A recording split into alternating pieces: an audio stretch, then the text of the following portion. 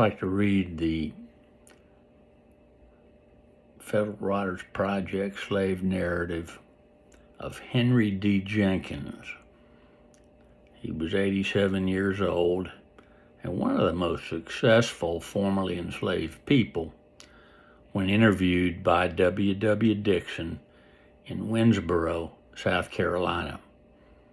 I'll just read it as it appears without trying to imitate any accent or anything. Here it is. Henry D. Jenkins lives in a 4-room frame house which he owns. His wife, 2 single daughters, his son and his son's wife, and 3 small children live with him. The house is constructed on a tract of land containing 480 acres, which Henry also owns. He does not suffer with an inferiority complex. He is self-reliant and thrifty, with a pardonable pride in his farm and his rise from slavery to a position of respectability as a church member, citizen, and taxpayer. He is well preserved physically for his age, 87 years, alert in his movements, and animated in conversation. His plantation and home is in the southwestern part of Fairfield County, 600 or 700 yards east of State Highway number 215. Yes, sir, though I am a respectable colored citizen, as you see me, I pays taxes and owns my own plantation. I was once a slave under Reese Place in Sumter County below Columbia. Just when I come to belong to Mr. Joseph Howell, I don't know. I recollect that Mars Joe had about 20 families of slaves, and there was 600 acres in his plantation. My mistress was his wife, Miss Sarah. They had 4 children. Miss Mattie married Oscar Chappell. Johnny married a Miss Lever. Thomas married some lady in Columbia. Disremembered a family name. Miss Jessie married Reverend Huggins, a Baptist preacher, though her folks wasn't of that suasion. They was Methodist. Us niggers was structed early in religion. Took to Cedar Creek and camp meeting. My white folks had a fine carriage.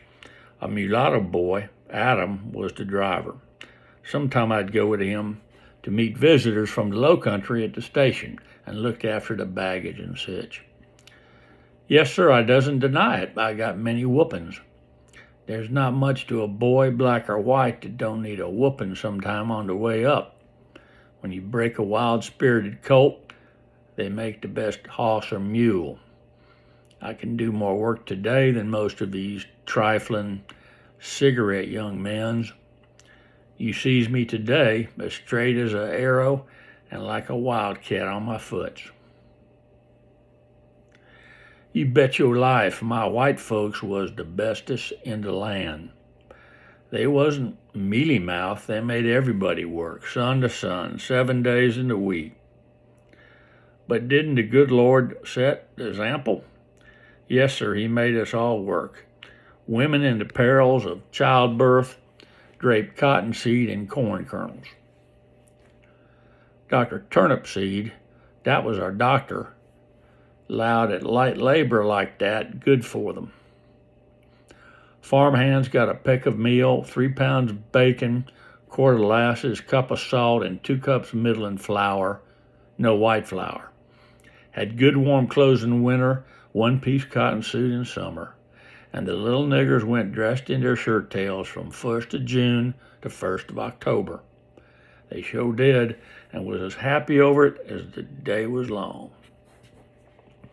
Our shoes for the winter was made on the place out of leather from our own tan yard and from our own cow hides. Marster had a good fish pond. He had a 4-hoss gin, though mules pulled it. The lint cotton was packed in a bale and a screw pit. Bagging was any old thing, like old sacks or canvas sheeting. My mother joined the Baptist church, and I followed in her footsteps. Everybody ought to belong to some church because it's respectable, and membership in the church is both a fire and a life insurance. It assures you against hellfire and gives you at death an eternal estate in heaven. What you laughing at? It's the gospel truth I'm giving you right now. Wish everybody could hear it and believe it. My master, Joe Cowell, went off to the old war. His niggers was so well trained that they carried on for him whilst he was gone, and there was no trouble. Everything went on just the same as if he was there.